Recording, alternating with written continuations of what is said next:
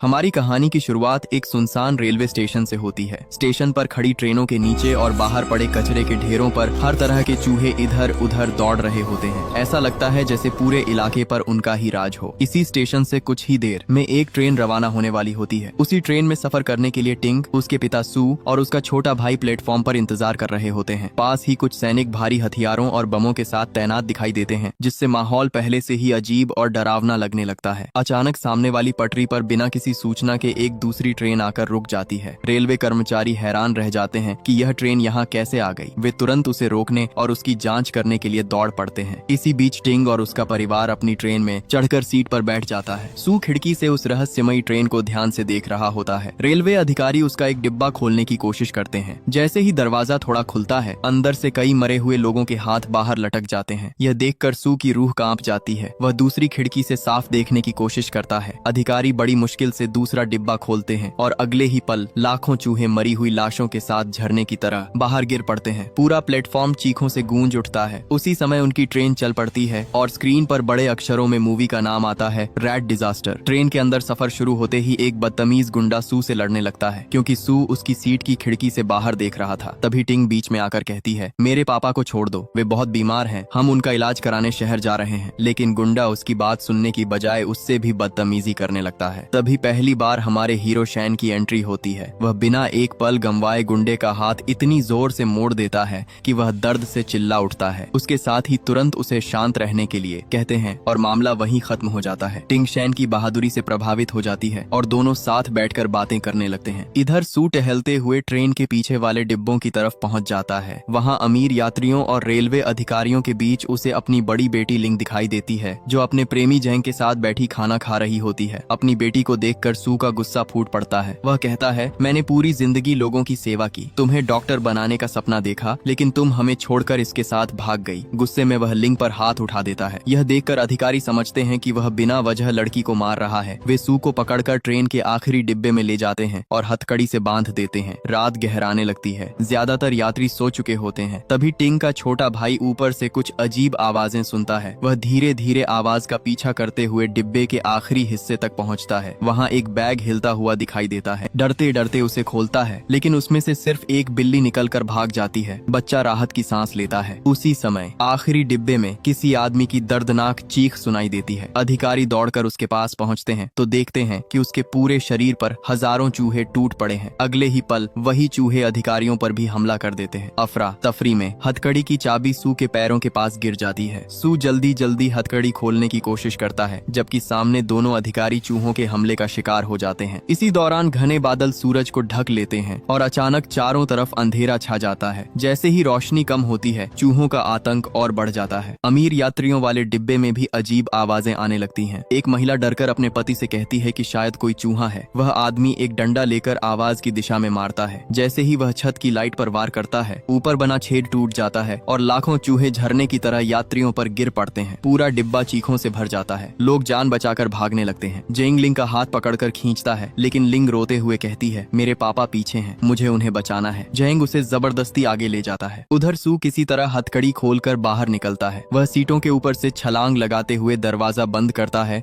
और अपने परिवार के पास पहुंचता है। टिंग उसे बताती है कि उसने लिंग को जल्दी में भागते देखा था। सू समझ जाता है कि खतरा अब पूरे ट्रेन में फैला है। वह सबको तुरंत वहां से निकलने के लिए कहता है। कुछ लोग उसकी बात का मजाक उड़ाते हैं। उन्हें लगता है कि कोई चूहों से भी डरता है, लेकिन शैन और टिंग उसकी बात पर भरोसा करते हैं और उसके साथ चल पड़ते हैं। कुछ ही सेकंड बाद वही डिब्बा लाखों चूहों से भर जाता है। जो लोग हंस रहे थे, वही अब अपनी जान बचाने के लिए चीखते हुए भाग रहे होते हैं। लोग जान बचाने के लिए एक एक डिब्बा पार करते हुए इंजन की तरफ भागने लगते हैं। पीछे से चूहों का झुंड किसी बाढ़ की तरह उनका पीछा कर रहा होता है। जो भी थोड़ा सा पीछे रह जाता, अगले ही पल चूहे उस पर टूट पड़ते। पूरे ट्रेन में सिर्फ चीखें और भगदड़ सुनाई दे रही होती है। आगे पहुंचते ही जैंग के पिता घबराकर दूसरे डिब्बे का दरवाजा बंद कर देते हैं। उनके पीछे कई लोग मदद की गुहार लगाते रहते हैं, लेकिन वे किसी की बात नहीं सुनते। लिंग रोते हुए कहती है, मेरे पापा और मेरी बहन अभी पीछे हैं, कृपया दरवाजा खोल दीजिए। लेकिन जैंग के पिता सख्त आवाज में कहते हैं, अगर हमने दरवाजा खोल दिया तो चूहे अंदर आ जाएंगे और हम सब मर जाएंगे। यह सुनकर लिंग की आंखों से आंसू बहने लगते हैं। जैंग भी असहाय होकर चुप खड़ा रहता है। उधर सू, टिंग, शैन और बाकी लोग किसी तरह चूहों से बचते हुए आगे बढ़ रहे होते हैं। तभी ट्रेन में अनाउंसमेंट होती है कि कुछ डिब्बों को अलग किया जाएगा। शैन तुरंत ऊपर लगी इमरजेंसी हैच खोलता है और ट्रेन की छत पर चढ़ जाता है। उसके पीछे टिंग और उसका छोटा भाई भी ऊपर पहुंच जाते हैं। सू पीछे मुड़कर देखता है तो चूहे एक एक करके हर डिब्बे का दरवाजा तोड़ते हुए आगे बढ़ रहे होते हैं। वह भी जल्दी से अपने बेटे को ऊपर चढ़ाता है और खुद भी छत पर आ जाता है। तभी नीचे से एक आदमी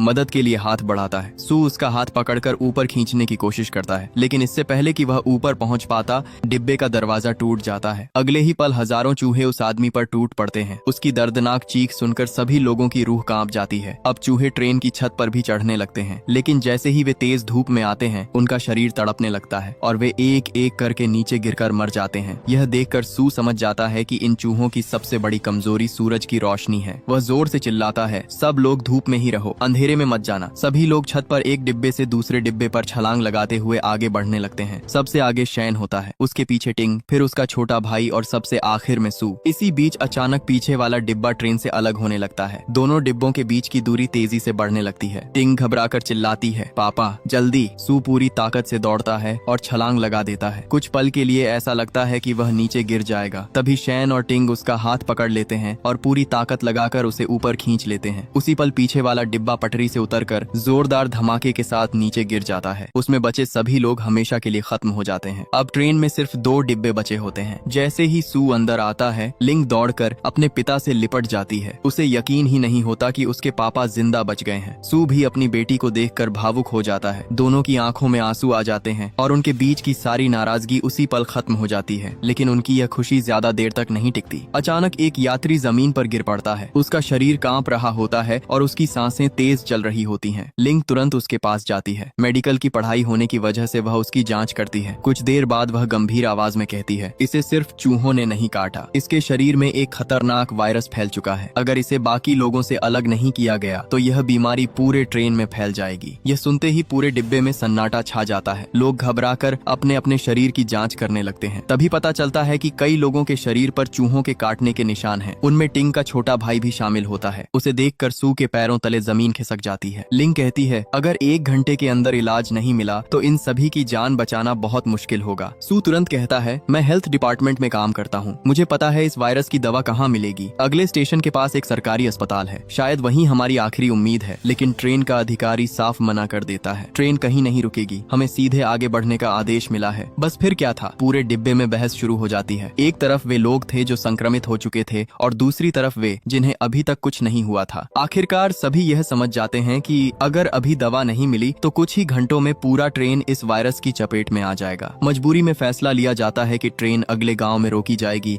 और कुछ लोग अपनी जान जोखिम में डालकर दवा लेने जाएंगे। ट्रेन धीरे धीरे अगले छोटे से गांव के स्टेशन पर रुक जाती है, लेकिन बाहर का नजारा देखकर हर किसी की रूह कांप उठती है। पूरा स्टेशन सुनसान पड़ा होता है। चारों तरफ अजीब सी खामोशी फैली हुई थी। न कोई इंसान दिखाई देता है और न ही किसी जानवर की आवाज सुनाई देती है। ऐसा लगता है जैसे पूरा गांव एक ही दिन में खत्म हो गया हो। अब सवाल था कि अस्पताल जाकर दवा कौन लाएगा। बिना समय गंवाए सू आगे आता है। उसके साथ शैन भी कहता है, अगर किसी की जान बच सकती है तो मैं भी चलूंगा। 2 और बहादुर आदमी उनके साथ जाने के लिए तैयार हो जाते हैं। टिंग भी आगे बढ़कर कहती है, मैं भी आपके साथ चलूंगी। सू तुरंत मना कर देता है, नहीं, तुम यही रहो, अपने भाई का ध्यान रखो। लेकिन टिंग जद करते हुए कहती है, अगर आपको कुछ हो गया तो मैं आपको अकेले नहीं जाने दूंगी। आखिरकार सू उसकी जिद के आगे हार मान जाता है। लिंग अपने छोटे भाई और बाकी संक्रमित लोगों की देखभाल करने के लिए ट्रेन में ही रुक जाती है। चारों लोग सावधानी से ट्रेन से नीचे उतरते हैं। तेज धूप पूरे गांव पर पड़ रही होती है। चलते चलते वे एक घर के सामने पहुंचते हैं। दरवाजा खुला हुआ होता है। जैसे ही वे अंदर झांकते हैं, उनकी सांसें थम जाती हैं। छत से एक ही परिवार के 3 लोग फांसी पर लटके हुए दिखाई देते हैं। टिंग डरकर अपनी नजरें फेर लेती है। वे बिना रुके आगे बढ़ते हैं। कुछ दूर जाने के बाद सड़क पर हजारों लाशें बिखरी हुई दिखाई देती हैं। पूरा रास्ता खून से लाल हो चुका होता है। सू धीमी आवाज में कहता है, लगता है यह वायरस पूरे गांव को खत्म कर चुका है। अब उनके पास आगे बढ़ने के अलावा कोई रास्ता नहीं था। वे कांपते कदमों से लाशों के बीच होकर चलने लगते हैं। हर शव के शरीर पर गहरे घाव बने हुए थे, जैसे किसी जंगली जानवर ने उन्हें नोच डाला हो। अचानक शैन सामने इशारा करता है। सबकी नजर उधर जाती है। एक दूसरी गली पूरी तरह लाखों चूहों से भरी हुई थी। चूहे एक दूसरे के ऊपर चढ़े हुए किसी काली नदी की तरह बह रहे थे। उसी गली के आखिर में अस्पताल दिखाई देता है। सू समझ जाता है कि अस्पताल तक पहुंचने का यही एकमात्र रास्ता है। वह गौर से चूहों को देखता है। तेज धूप पड़ने वाली जगह पूरी तरह खाली थी,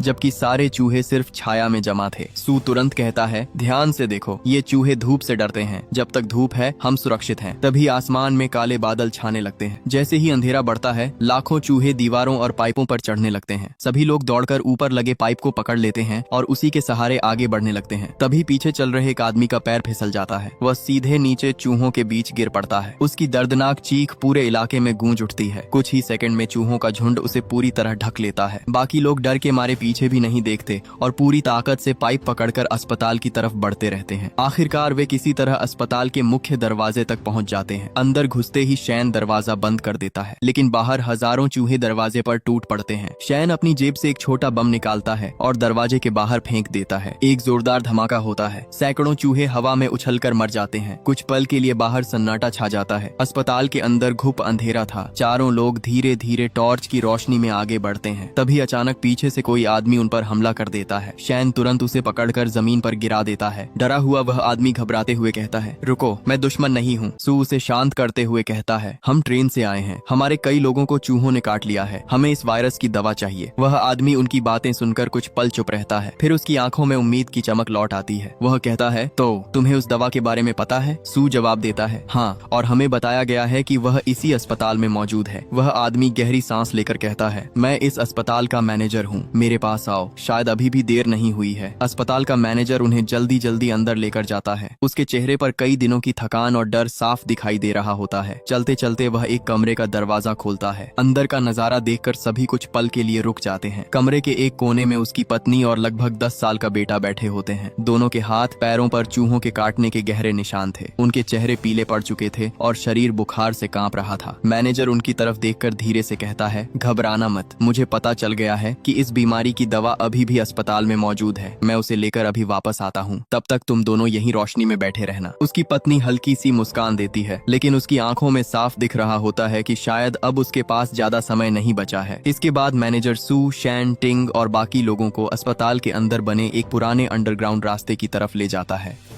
जैसे ही वे नीचे उतरते हैं, उनके कदम अपने आप रुक जाते हैं। चारों तरफ इंसानों के कंकाल बिखरे पड़े थे। दीवारों पर सूखा हुआ खून लगा हुआ था और हवा में सड़ांध की बदबू फैली हुई थी। टिंग डरकर सू का हाथ पकड़ लेती है। मैनेजर धीमी आवाज में कहता है, कई साल पहले यह जगह जेल हुआ करती थी। जब वायरस फैला तो लोग यहाँ छिपने आए थे, लेकिन चूहे यहाँ भी पहुँच गए और फिर कोई भी जिंदा बाहर नहीं निकल सका। वे धीरे धीरे कंकालों के बीच से आगे बढ़ते हैं। तभी शैन को आगे कुछ अजीब दिखाई देता है। वह टॉर्च की रोशनी उस तरफ करता है। सभी की आंखें हैरानी से फैल जाती हैं। सामने लकड़ियों, कपड़ों, हड्डियों और कचरे से बना एक बहुत बड़ा घोंसला था। मैनेजर फुसफुसाकर कहता है, यही उनका असली ठिकाना है। करोड़ों चूहे यहीं रहते हैं। अभी दिन का समय है, इसीलिए ज्यादातर सो रहे हैं। अगर इनमें से एक भी जाग गया तो पूरा झुंड हमारे पीछे पड़ जाएगा। सब लोग बिना आवाज किए आगे बढ़ने लगते हैं। शैन रास्ते में पड़ा एक कपड़ा उठाकर लकड़ी पर बांध देता है और उसमें आग लगा देता है। अब उसके हाथ में जलती हुई मशाल थी। वह कहता है, अगर चूहे हमला करेंगे तो कम से कम आग से उन्हें कुछ देर रोक सकेंगे। मैनेजर ऊपर की ओर इशारा करते हुए कहता है, दवा पहले माले की स्टोरेज रूम में रखी है, हमें बस वहां तक पहुंचना है। उधर ट्रेन में बैठे लोग लगातार घबराए हुए थे। धीरे धीरे बादल फिर से सूरज को ढकने लगते हैं। अंधेरा बढ़ते ही हजारों चूहे ट्रेन के चारों तरफ इकट्ठा होने लगते हैं। वे खिड़कियों और दरवाजों पर चढ़कर अंदर घुसने की कोशिश करने लगते हैं। जैंग के पिता घबराकर कहते हैं, अब और इंतजार करना मौत को बुलाने जैसा है। वे लोग वापस नहीं आएंगे, हमें अभी ट्रेन लेकर निकल जाना चाहिए। लेकिन एक यात्री गुस्से में खड़ा हो जाता है। वह कहता है, वे हमारी जान बचाने के लिए अपनी जान जोखिम में डालकर गए हैं। हमने उन्हें 2 घंटे का समय दिया है, हम उनका इंतजार करेंगे। दोनों के बीच जोरदार बहस शुरू हो जाती है। आखिरकार बाकी यात्री उस आदमी का साथ देते हैं और जैंग के पिता को बंदूक दिखाकर एक सीट से बांध देते हैं ताकि वह ट्रेन लेकर भाग न सके। इधर अस्पताल में शैन सीढ़ियां चढ़कर स्टोर रूम तक पहुंच जाता है। काफी तलाशने के बाद आखिर उसे वही दवा मिल जाती है